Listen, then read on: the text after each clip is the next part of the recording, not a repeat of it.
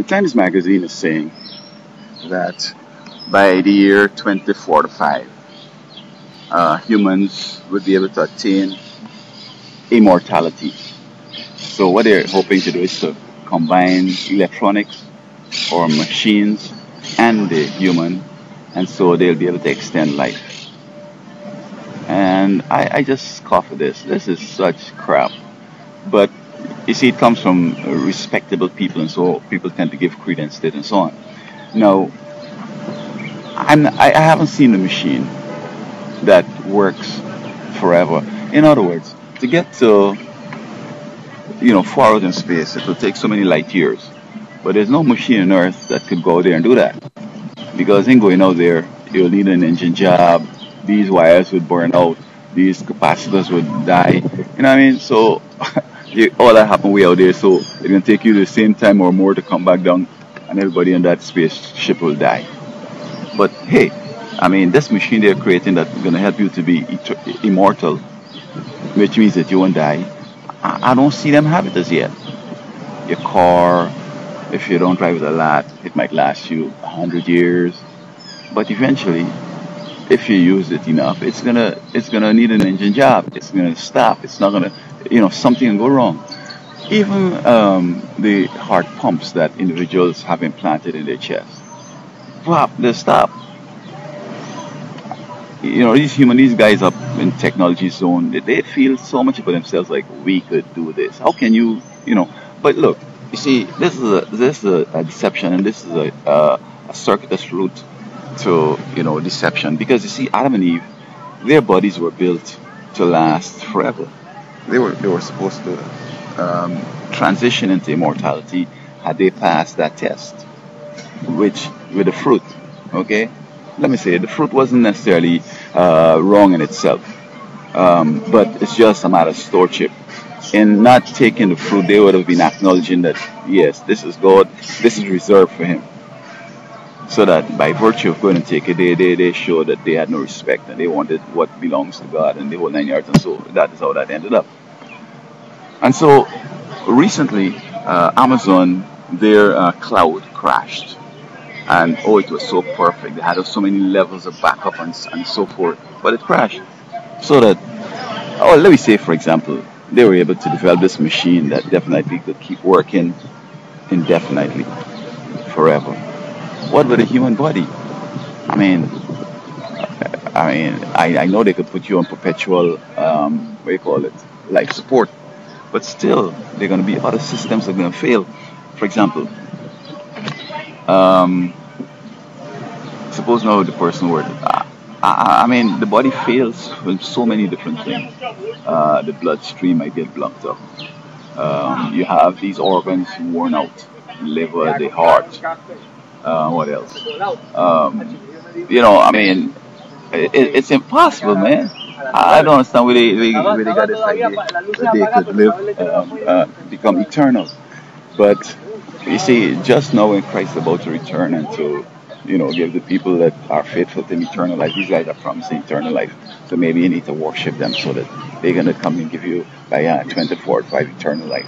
And as I look at things, I mean, with what's going on in the Middle East, and in a couple of years what's going to happen in the world, I don't expect that this world going to last, until 1924 or 5. But hey, I mean, it probably could. I'm not setting no date saying that nothing will happen like 12 or whatever, or 13 or 14. I'm not doing that. But I mean, when you look at it, you can't feel confident that this thing going to go on forever.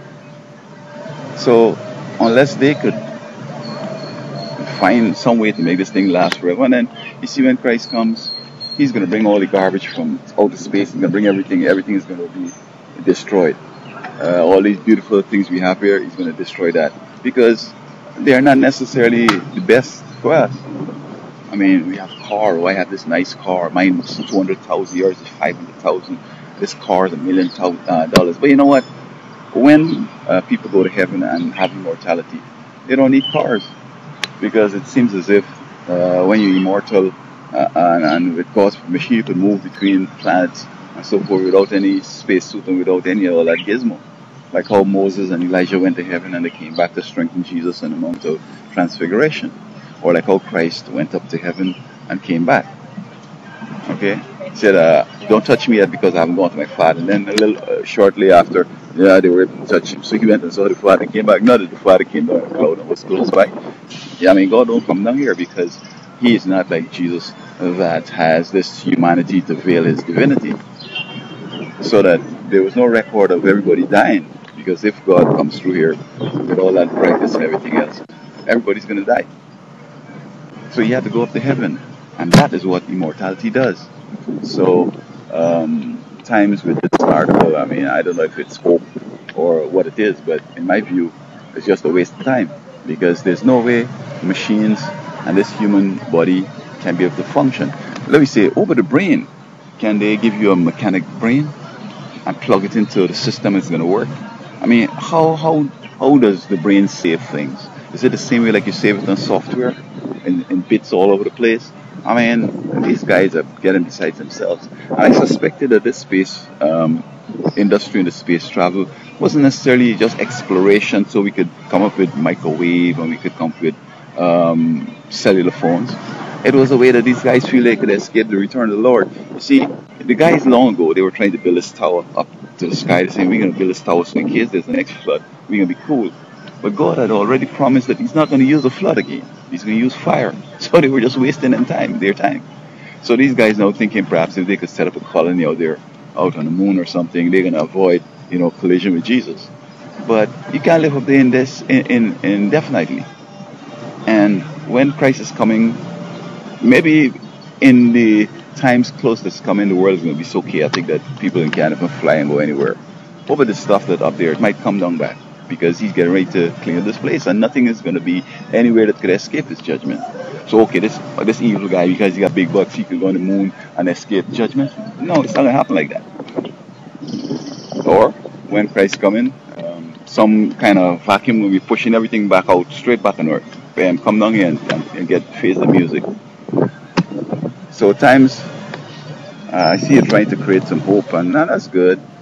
But what if you do something else, like help these young people to start listening to authority and to so on, and the guys in the Middle East tell them to chill out and listen to the governments. Perhaps would be a little more valuable than this experiment or this they call it this pie in the sky nonsense promise that you could unite a machine and the human and live forever.